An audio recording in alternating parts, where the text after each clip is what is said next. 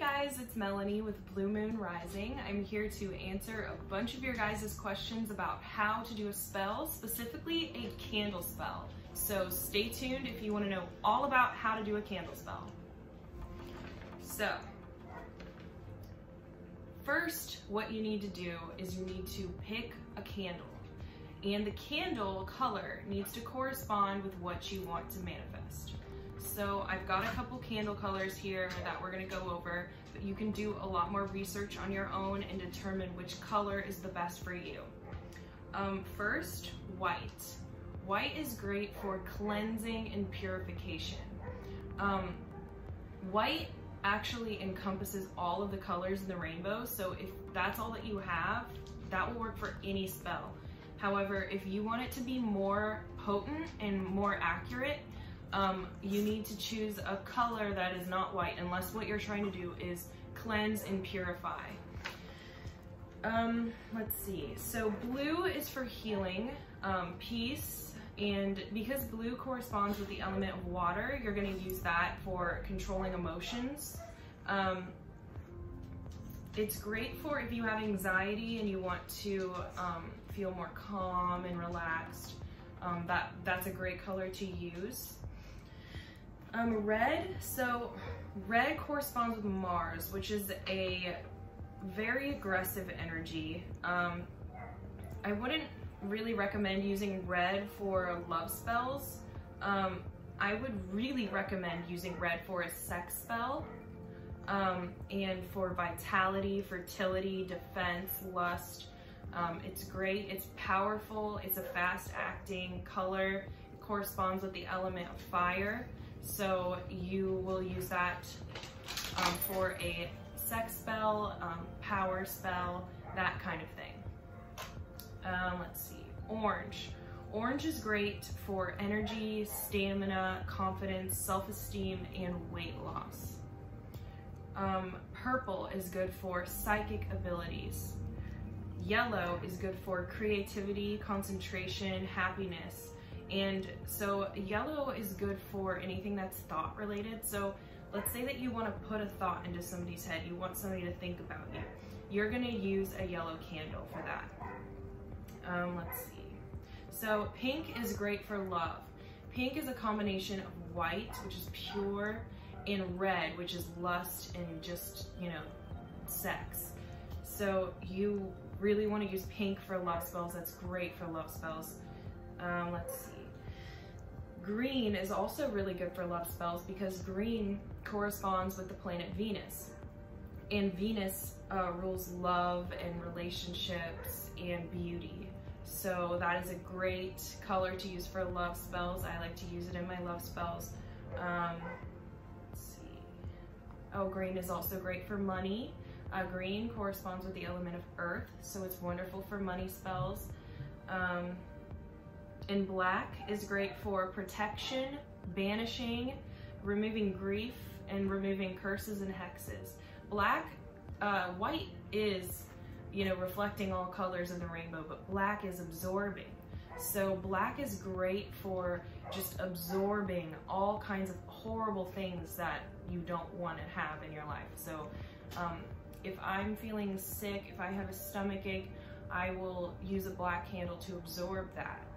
And it works wonders. So there's more. Obviously you can go on your own time and look up different colors and see which colors that you want to use for your spell, but this is just, a baseline of different colors that you'll find. I do want to talk about, you don't want to have a white candle that's dipped in that color. Let's say that you had a white candle dipped in red because you wanted lust and passion and sex. It would turn into pink, and that's not going to give you what you want. You want to have that color all the way through the candle. And so gold candles are actually the best for money, but it's so hard to find a gold candle that's not just white dipped in gold. And if you want to do a marriage spell, gold is wonderful for that, but you need to find one that's gold all the way through, okay? Now, so we need to so we found our candle. Now what we need to do is decide when are we gonna cast this spell?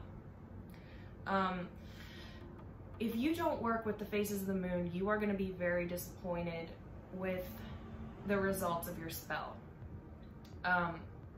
So you need to know what phase the moon is in, and even what sign the moon is in. If the moon is in Libra, for example, it's gonna be wonderful for love spells. If the moon is in Scorpio, it's gonna be great for sex spells, you know, that kind of thing. But that's not as important as what I'm about to tell you. If the moon is waning, or it's a dark moon or a new moon, you do not want to manifest or bring things towards you. You don't want to do a love spell during that time. You want to do a banishing spell during the waning moon. If the moon is waxing, which means it's becoming bigger, then you're going to want to do a love spell, and a full moon is great for that. So let's say that you want to bring something towards you. You want to work with a waxing or a full moon. Full moon is the best for manifesting. So if you can wait until the full moon, do it. You will not be sorry.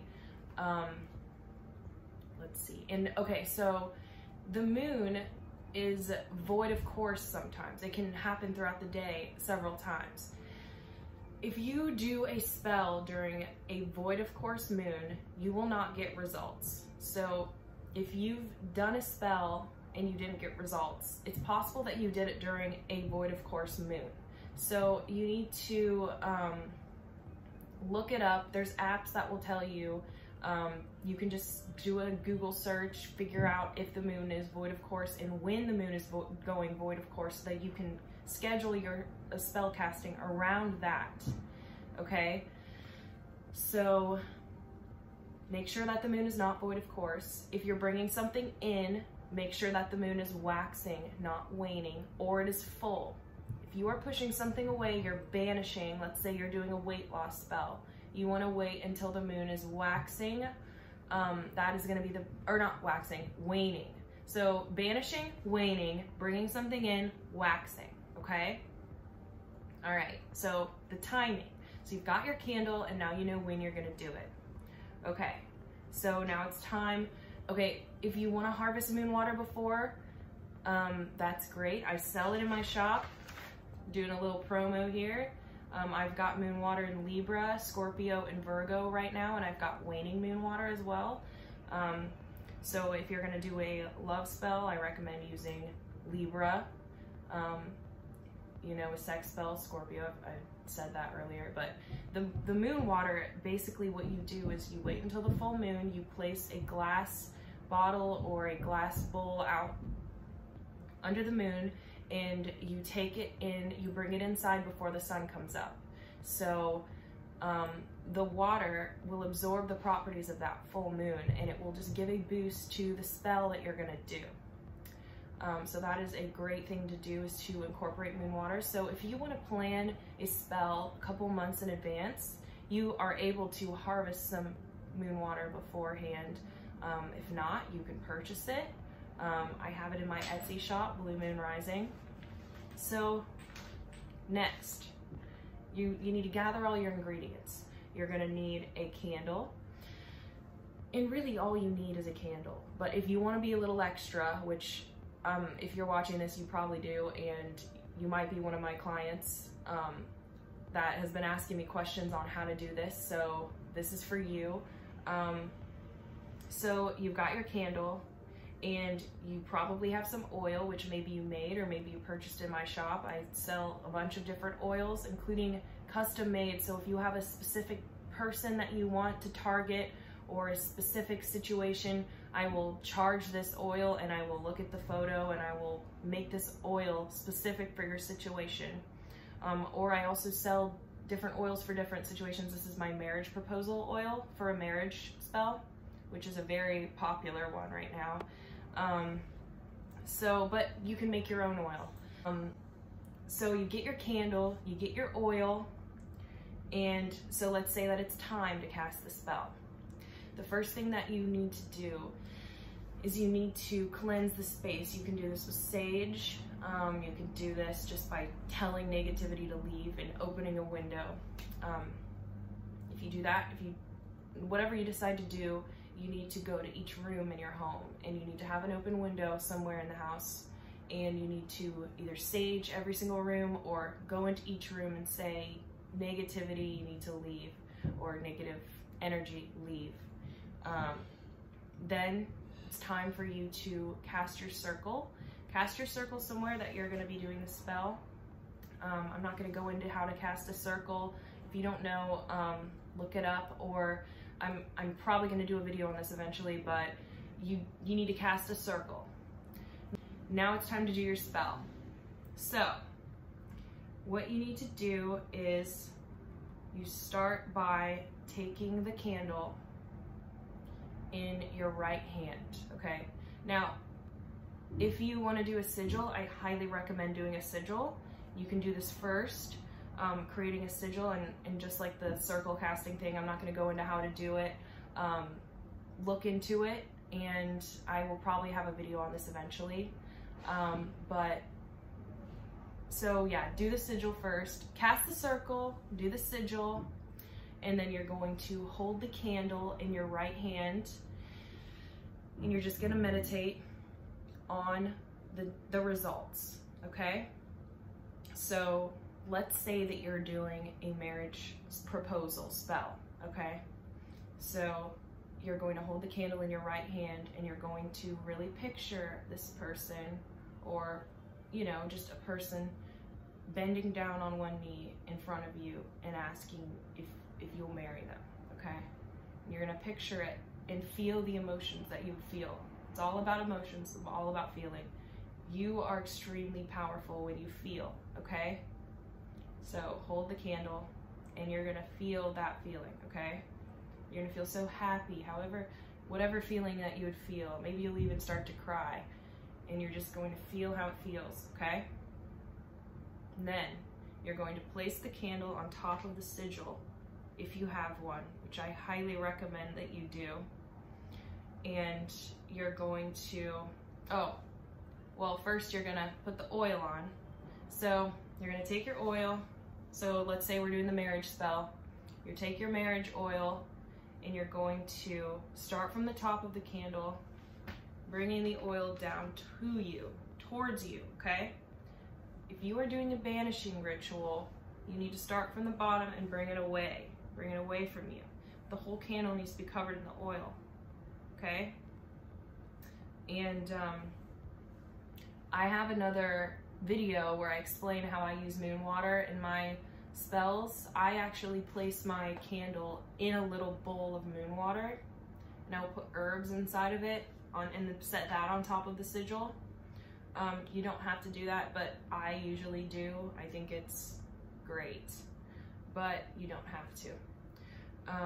So yeah, once you've got the oil, then you place it on the sigil, and you're going to light the candle.